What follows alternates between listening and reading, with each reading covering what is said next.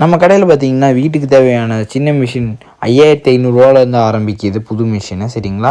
பெரிய மிஷின் பார்த்துட்டிங்கன்னா உங்களுக்கு 9500 8000 ஆரம்பிக்குது. ஒலிம்பிக் பிராண்ட் மிஷின்ஸ் எல்லாம் பார்த்துட்டிங்கன்னா.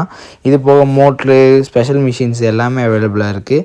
நம்மக்கிட்ட பார்த்திங்கன்னா கலர் மாடல்ஸுமே அவைலபிளாக இருக்குது. ப்ளூ கலர்லாம் ஜம்முன்னு மிஷின் இருக்குது நம்மக்கிட்ட.